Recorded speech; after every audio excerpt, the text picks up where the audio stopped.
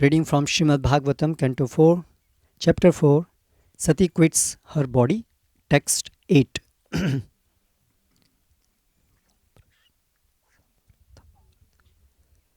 Saudarya samprashna samarthavartaya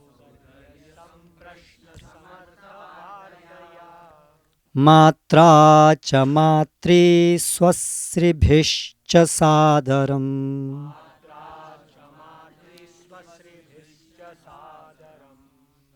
Dattam saparyam varamasanam cha sa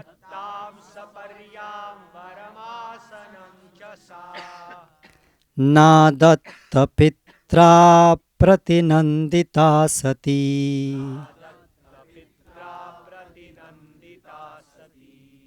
Saudarya samprashna samarthavartaya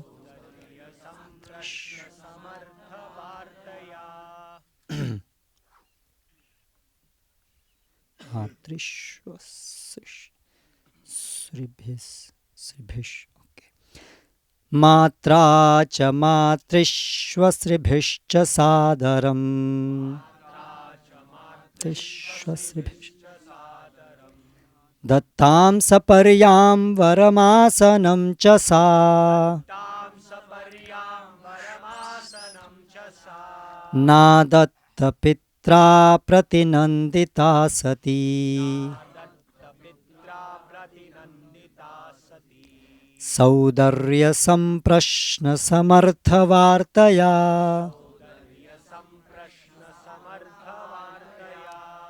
Matra cha matrishvasribhishcha sadaram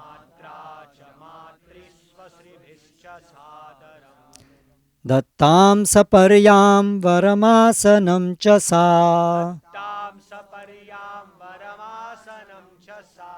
Nadatta pitra pratinandita sati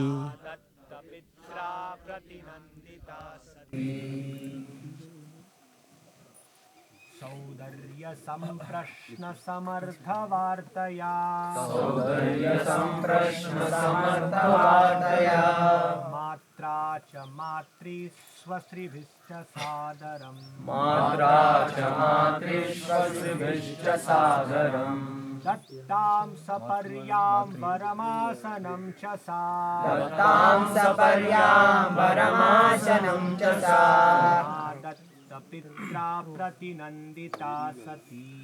Nadatta pitra pratinandita sati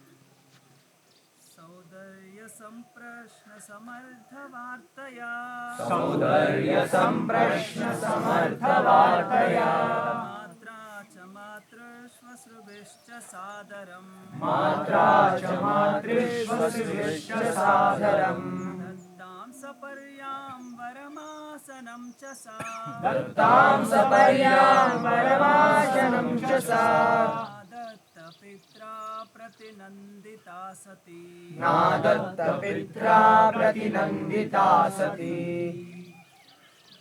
Saudarya samprashna samardhavartaya Saudarya samprashna samarthavartaya Matra cha matrishvasribhishcha sadaram Matra cha matrishvasribhishcha sadaram Tam saparyam varamasanam cha sa Dattam saparyam varamasanam cha sa Nadatta pitra pratinandita sati Nadatta pitra pratinandita sati सौंदर्य संप्रश्न समर्थवार्तया सौंदर्य संप्रश्न समर्थवार्तया मात्रा च मातृस्व शुभुश्च साधरम् मात्रा च मातृष्वश्रुभिश्च सादरम् दत्तां सपर्यां वरमासनं च सा दत्तां सपर्यां वरमासनं च सा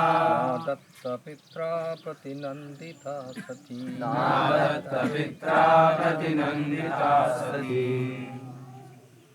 Word by word translation. Saudarya of her sisters. Samprashna with the greetings.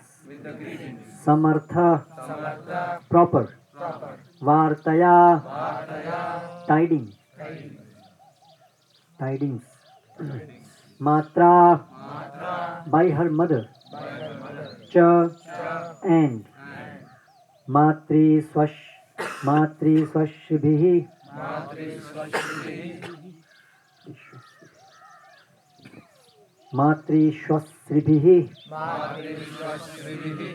by her aunts.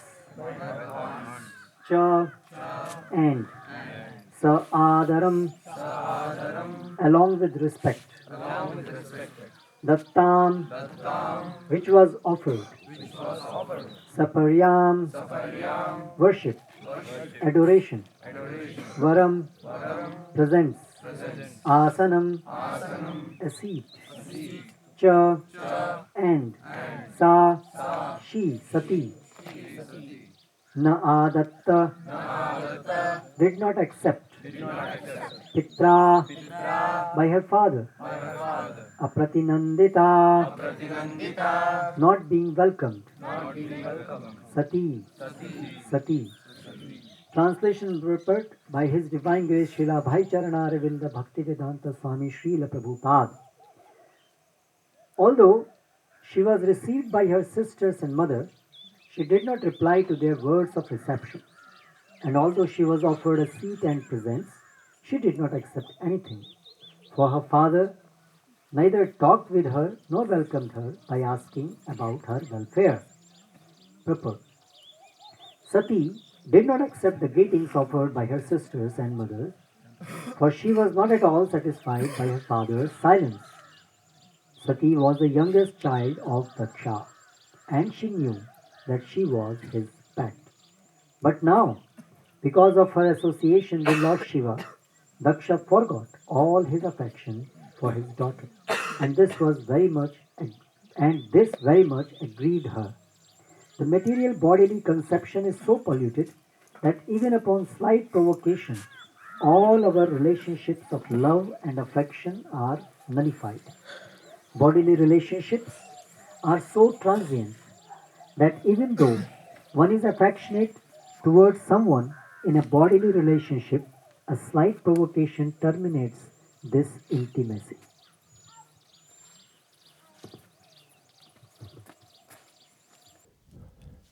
Everything started off very auspicious. A yagya is meant for invoking auspiciousness. But it turned out to be most inauspicious. There's a certain way of doing things. If you do it properly, things work out. If you don't, you can't expect things to work out. Srila Prabhupada often said that Krishna consciousness is a science. One of the ways in which this can be understood is that if you do everything properly, you should get the result.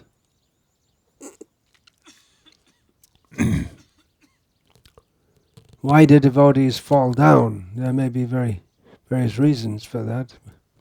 One reason may be from making an offense, as we see the offense that Daksha committed against Lord Shiva, and then by extension to his daughter Sati. That more than nullified the beneficial effects of the yajna. That's one reason. Another reason is not following the standard process. We can't expect to advancing Krishna consciousness unless we follow the standard program for doing so. It's not going to happen. It can happen by the grace of Krishna, but that's like deliberately not going to university and waiting for an honorary degree. Highly unlikely. We say it's the science, Krishna consciousness, if you do all the right things, you'll get the right result.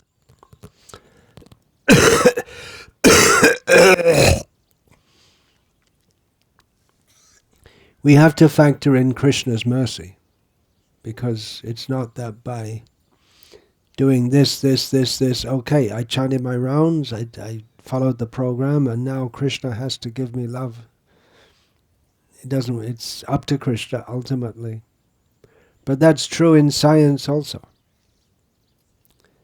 You may say, well, definitely if you heat hydrogen, or if you burn hydrogen in an atmosphere of oxygen, and make an arrangement to condense the gas that's formed, you're going to find that it's water. That's science. That's for sure. But Krishna can change that also. Believe that? Hope you do.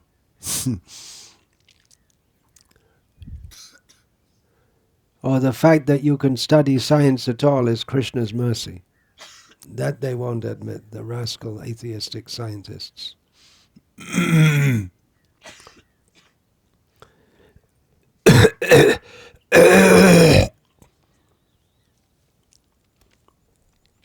So something can start with all good intentions but get spoiled by the misbehavior of one person. Srila Prabhupada quoted this Chanakya verse, the Sanskrit of which I don't know, that if there's fire in one tree, it can burn down the whole forest. So if there's one bad person in the family, it can destroy the whole family. Duryodhana is a prime example. And if there's one sandalwood tree in the forest, it can scent the whole it can scent the whole forest. It can make the whole forest fragrant. And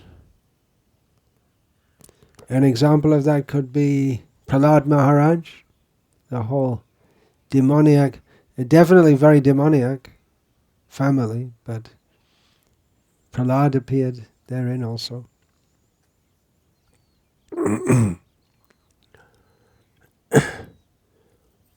So Daksha's made a big mistake, and he's compounding it now by his envy toward his daughter, which is the natural consequence of if you make one mistake, the tendency is to make another. If Daksha had kindly greeted his daughter, that would be tantamount to saying that, well, actually, I shouldn't have insulted Lord Shiva. That would be indirectly admitting his mistake. And even if he was welcoming to her, would she accept his welcome? I don't think so, because her father was highly insulting to her husband. So they're both very strong ties, the daughter to the father and the wife to the husband. But at the time of marriage, the wife, her relation or her identity changes from being the daughter of such and such a man to being the wife of someone else. You may say, well, it doesn't change, but her prime identification is as the wife of the man she married, and that is supposed to override the relationship that she previously had. In the modern age it isn't, which is why there are so many problems. The parental family doesn't let go. And definitely she's going to have problems in a new house, but she has to adjust to that.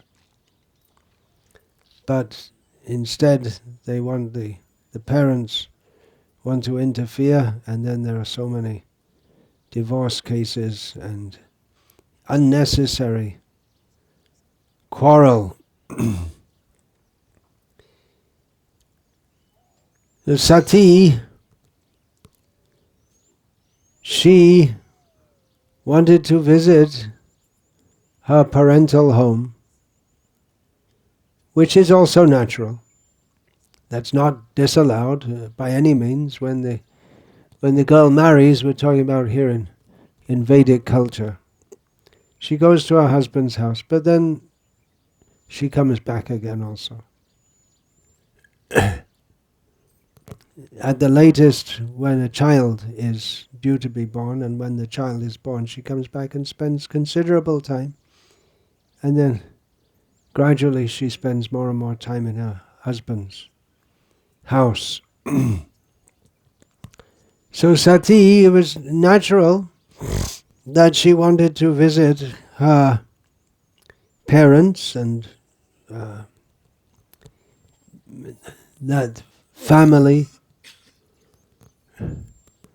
But she didn't consider, even though Lord Shiva told her, that things have changed. It's not the same as it was. You can't expect the kind of affection that you got before. It's unrealistic. Sati was being unrealistic.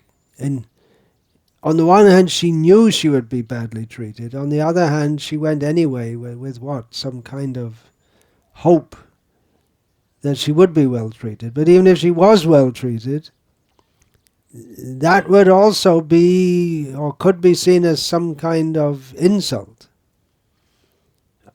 Inasmuch as it's making, unless there's apology and redressal for the atrocious behavior of Daksha towards Shiva, then to just pretend everything's okay,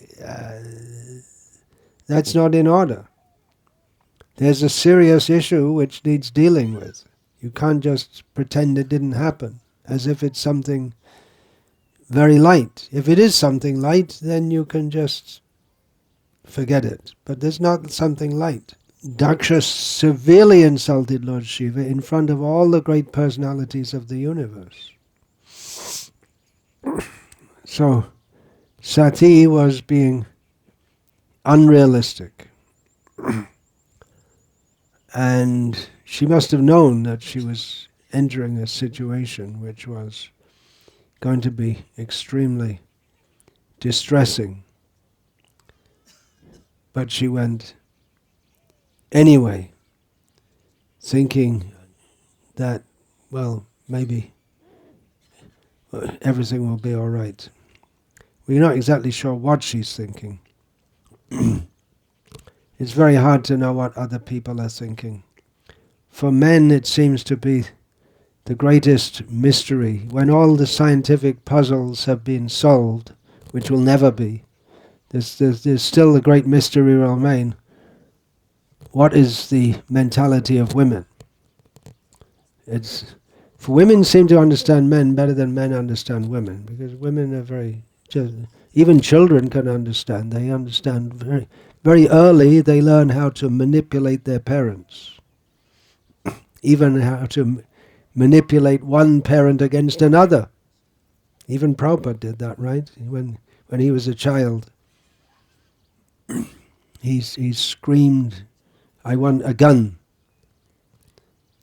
And then He got one and then he screamed again, I want 2 guns, one for each hand. He knew how to manipulate. And he knew that his mother was strict and his father was lenient, so he'd take advantage of that. This is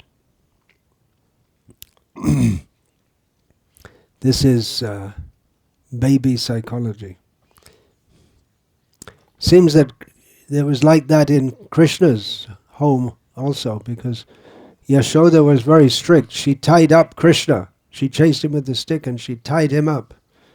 And later Nanda Maharaj came and said, what did you do? You tied him, you punished him so severely. So it seems like Yashoda was more strict and Nanda was more affectionate. Of course, when you live with a naughty baby all the time, like the mother, you probably have to be somewhat strict. And the father, he's out doing his work most of the day. So you can just be more lenient like that.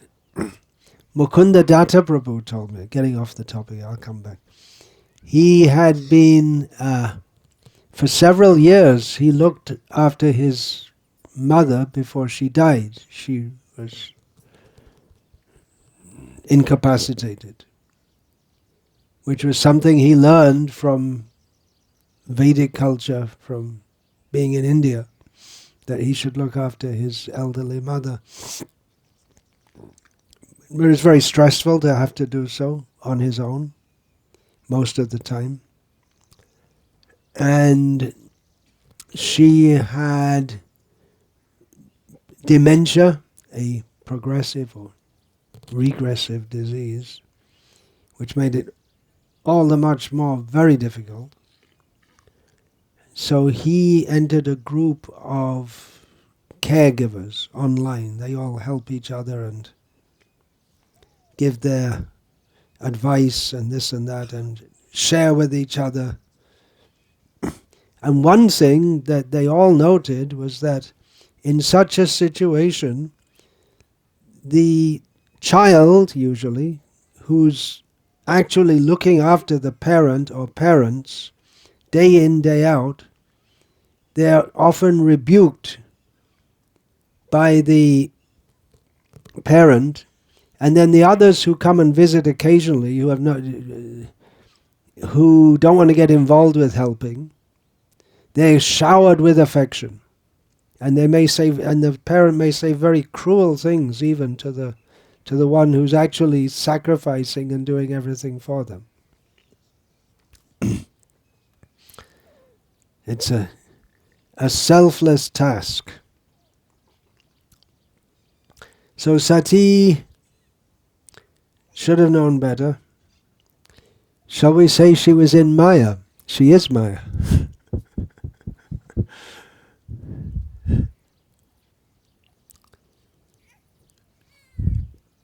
She was acting as if an ordinary woman of foolish intelligence. We can say that today because in the previous purport we had women are naturally soft-hearted. So you can say one thing one day, another thing the other day, and hope you can avoid the militant feminist missiles.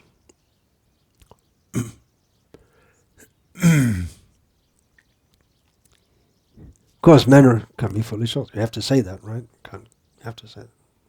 Daksha was suddenly acting foolishly when he cursed Lord Shiva.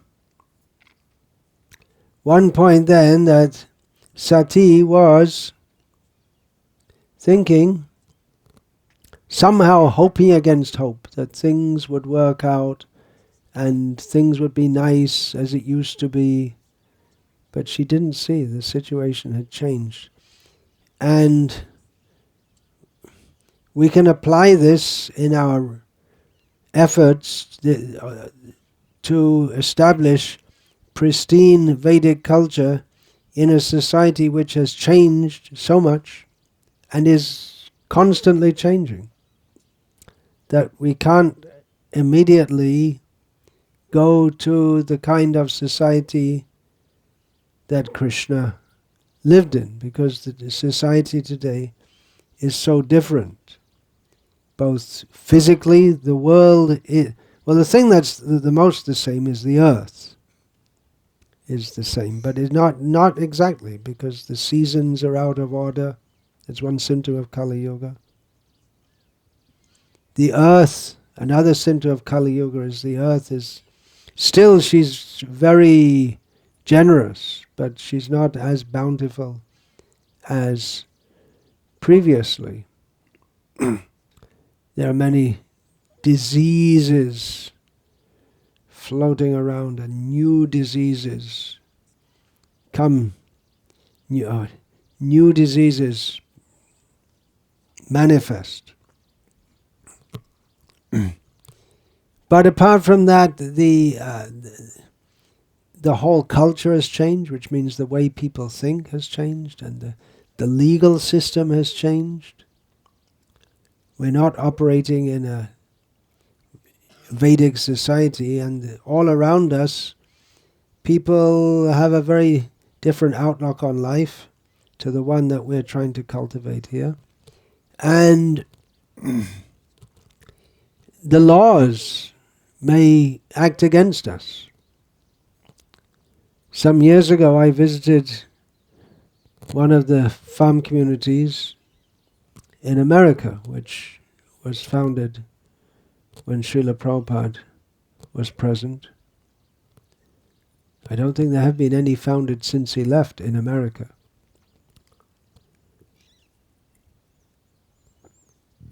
So, devotee welcomed me to his, he said it's a very simple house. We're keeping everything as simple as possible.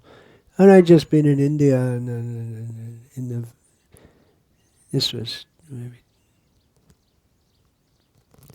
this was more than 20 years ago. And to me it seemed like a very opulent kind of house.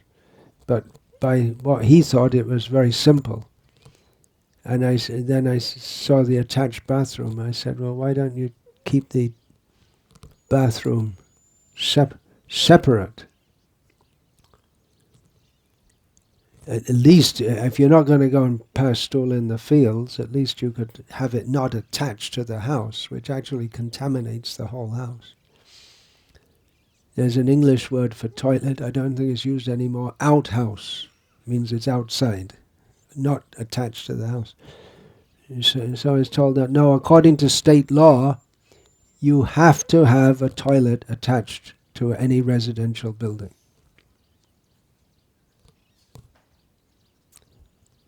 So you can't avoid. The laws are there.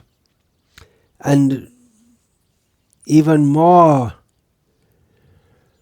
disturbing, laws about education. They forcefully take away your children and indoctrinate them in the schools in all kinds of things, which the very reason, one major reason for starting these communities is to get away from all of that, but by force they take them away.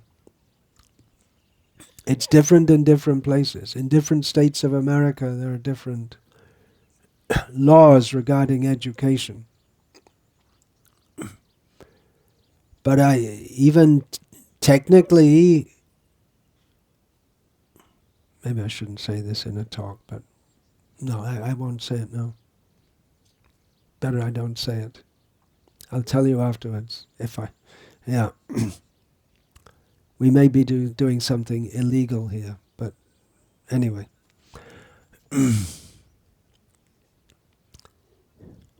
So everything you do, everything you work to build up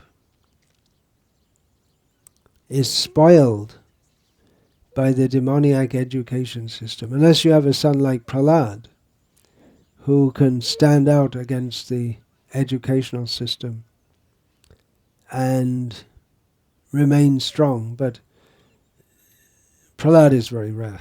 You don't get such devotees very commonly. But otherwise we see in general that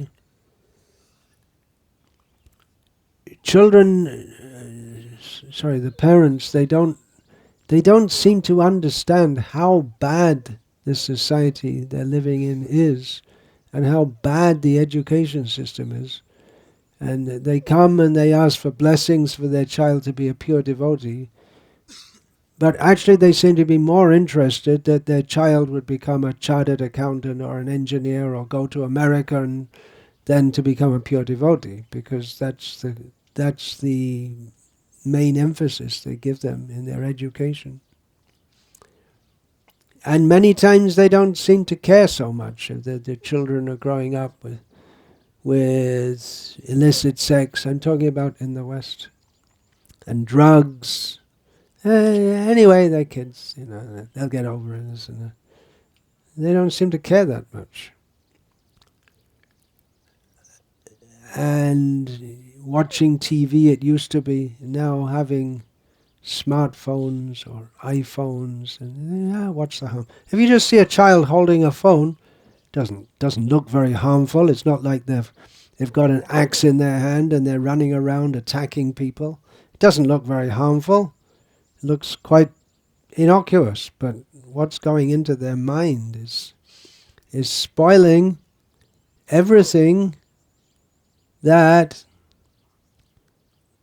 we, as followers of Srila Prabhupada, are supposed to be establishing in this world.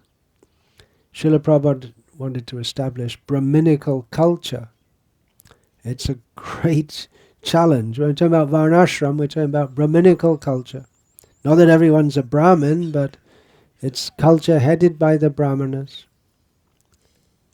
And everyone looks up to them. As I said yesterday in the meeting, seeing in Bangladesh in the late 1970s and 1980s, going in people's homes, they may be by the caste system very, very low caste, not even caste, they're below caste, but their homes are so clean and everything is neat and all the brass is all polished. This is Brahminical culture. They're not Brahmin. They're long way according to the caste system. In India, they'd be called backward. Well, no, they're not even a backward caste. They're not a caste at all. They're subcaste. Nama Shudra. There's one jati in Bengal called, or one jana of jati, which means, Nama means below Shudras. But all very clean. Srila Prabhupada, he also mentioned that. He mentioned somewhere, he'd seen in Lucknow or something, in the Bungi colony, some people who'd been initiated by Radha Raman Goswamis, and they were doing everything very nice. They're worshipping deities very nicely in the home, everything neat and everything good. Otherwise, Bungi, you expect them to be the most uncultured. So we're trying to establish Brahminical culture. It's a great challenge in a society where it's not known or appreciated.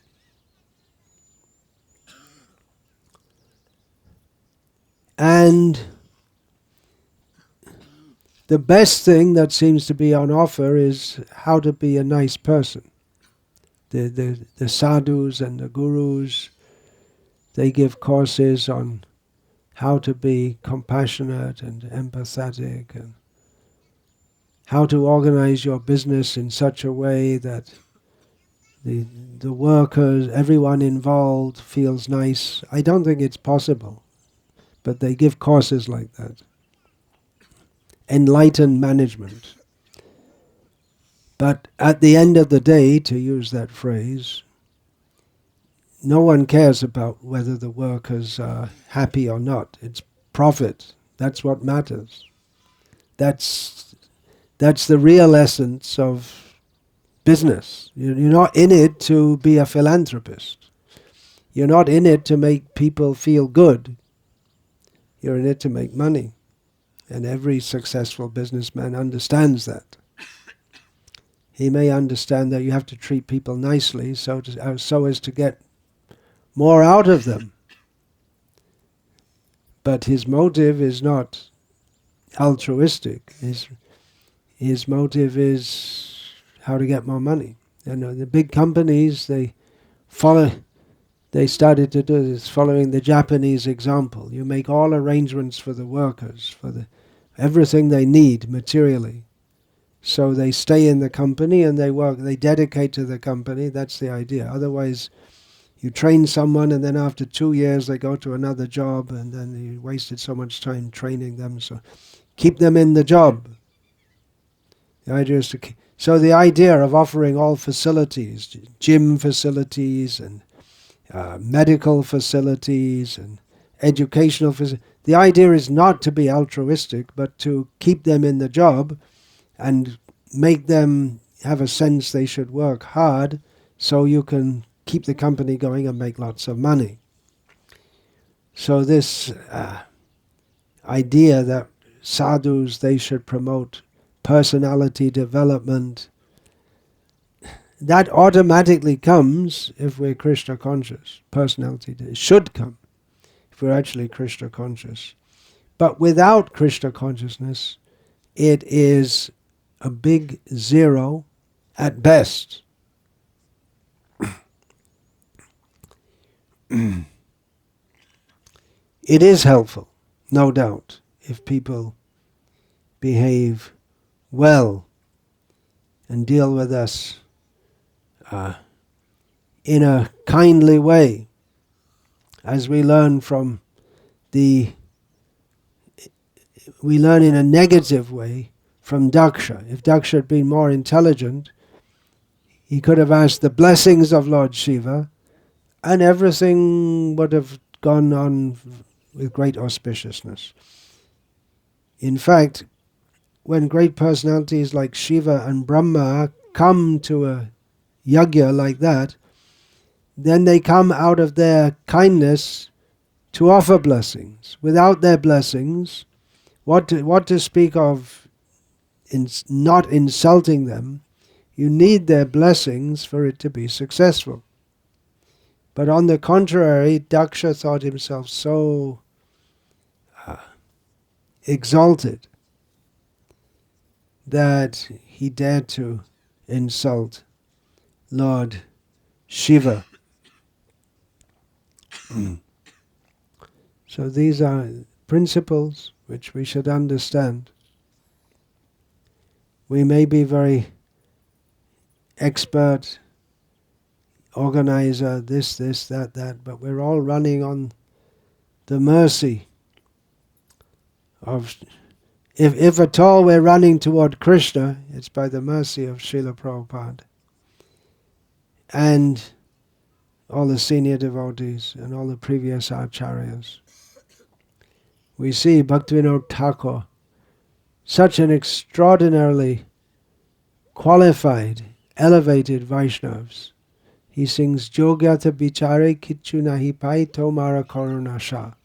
He gives all credit to Gurudev, that I myself can't do anything. Srila Prabhupada also said, again and again and again, Srila Prabhupada said, he admitted, yes, something wonderful has happened to me, but the credit all goes to my Guru Maharaj. I'm simply an instrument. So getting back to that point that things had changed, we also, in establishing these rural communities, varnashram communities, we have to be cognizant that the situation has changed and adjust accordingly. In this regard, Srila Bhaktisiddhanta Saraswati Thakur told the story of the grandfather's well. In one village, there was a well which the people, one family had a well in their compound, which they'd been using for generations. They always took water. Naturally, the well is in your compound and you use the water from that. But somehow or other, the water had become brackish and unfit for drinking. But the head of the house said, no, we have to keep on using. I've seen my grandfather, my father, and we know this has been in the family for generations.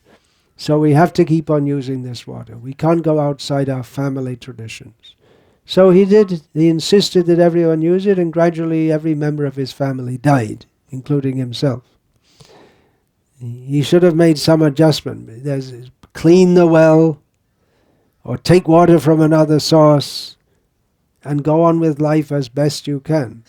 But in the name of being adherent to his family traditions, he caused a disaster. So in the same way, it is a great challenge to establish these communities in the midst of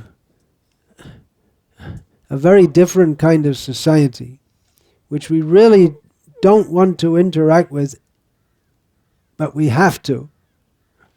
Well, we want to interact for the sake of preaching, but otherwise we really don't want to have anything to do with this demoniac society which is all around us. Of course, the people around, many people in this particular area are very pious. So when we say demoniac society, it doesn't mean that everyone around us is a representative of Hiranyakashipu, but the way the society is set up, it's set up to turn everyone into a demon, beginning with the educational system. So we don't want to be part of that. At the same time, we can't avoid interacting with it, and it's a great challenge not to become engulfed by it. And with that thought, I'll finish this talk. Hare Krishna. All glories to His Divine Grace, Srila Prabhupada. Now if I open it up for questions, then all kinds of questions. Well, what do you do in such and such a situation? I'm just speaking general principles. Details you have to deal with. It's not so easy. Hare Krishna, vancha kalpatarubhyascha kripa sindhubhya evacha patitanam pavanebhyo vaishnavebhyo namo namaha dante nitaya churnakang padiyane patyakridvacha kakushatam etadam bravini hey sadhava sakala evivaya durat gauranga chandra charne gurujana parivadatu